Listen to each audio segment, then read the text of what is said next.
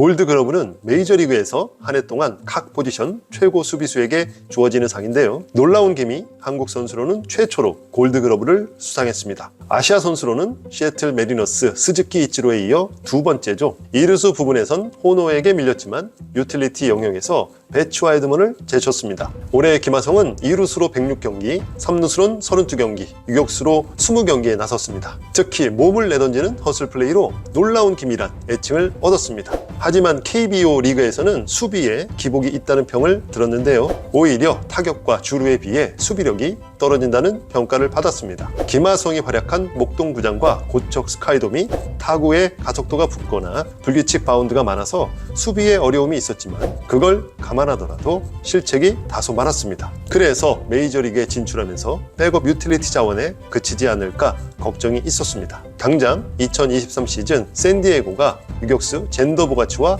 11년짜리 계약을 맺으면서 2억 8천만 달러의 계약을 안긴 터라 김하성이 팀을 옮길 수 있다는 전망이 나온 것입니다. 너는 수비는 잘 못할 거야. 이런 잘못된 평가와 편견을 받게 되면 자신은 수비와 맞지 않다는 판단을 내리게 됩니다. 사람은 타고난 재능이 있다. 누구는 할 수 있고 누구는 할 수 없다. 이런 고정관념이 우리의 가능성에 자물쇠를 채우고 있습니다. 성공하기 위해서는 이 자물쇠를 풀어야 한다며 언락의 저자 조 볼러는 말합니다. 우리의 뇌는 고정되어 있지 않고 무언가 학습할 때마다 우리 뇌의 신경세포는 새롭게 만들어지고 강화됩니다. 이렇게 누구나 가장 높은 수준을 성취할 잠재력을 지니고 있다고 말합니다. 우리가 스스로 만들어 놓은 한계를 뛰어넘을 수 있다는 것입니다. 실패할 때, 해결할 수 없는 문제를 만났을 때 우리는 자신의 능력이 부족하다는 잘못된 믿음에 빠집니다. 그러나 사실 실패할 때야말로 당신이 성장할 때입니다.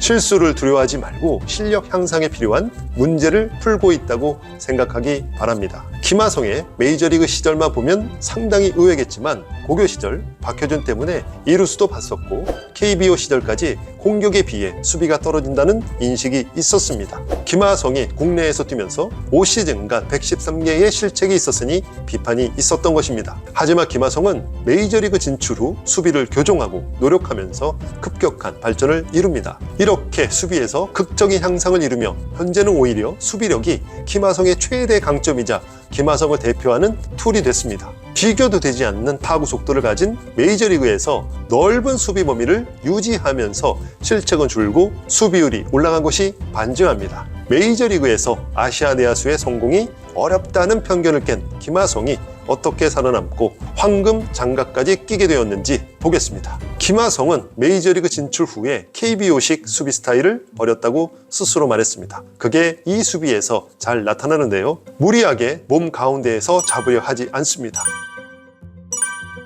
대신 1루 송구에 좋은 수비각을 만들면서 들어오고 있죠.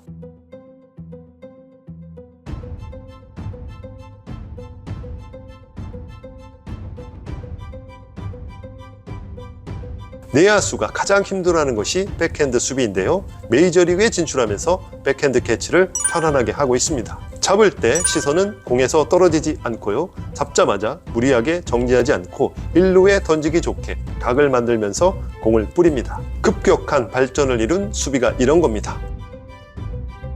수비 범위 스탯이 많이 올라갔고요. 기본적으로 퍼스트 스텝이 뛰어나고 어떤 모션으로 잡아도 강력하고 정확한 송구를 합니다. 이 타구도 한 발만 더 나갔으면 아웃은 어려웠는데요. 스텝을 절제하면서 지능적이고 센스 있는 플레이로 주자를 아웃시키는 역량을 보여줍니다. 무엇보다 김하성은 내야 유틸리티 자원으로 2루수, 3루수, 유격수 모두 메이저리그 기준으로도 골드글러브를 차지할 수 있는 선수로 평가받아왔는데요. 드디어 2023 시즌 한국 및 아시아 내야수 최초로 유틸리티 골드글러브 수상자로 확정된 것이죠. 덕분에 동양인 내야수는 메이저리그에서 살아남기 어렵다는 편견을 깨부순 최초의 사례가 되었습니다. 언락에서는 이렇게 말합니다. 틀리고 실패했을 때가 성장하는 최고의 순간이라고요. 어려움에 부딪혔다면, 좌절을 겪었다면 지금 아주 잘하고 있다는 것을 기억해 주세요. 실패하면서도 단념하지 않고 곧바로 일어나서 다시 도전하는 옛날 야구 해설가입니다. 고맙습니다.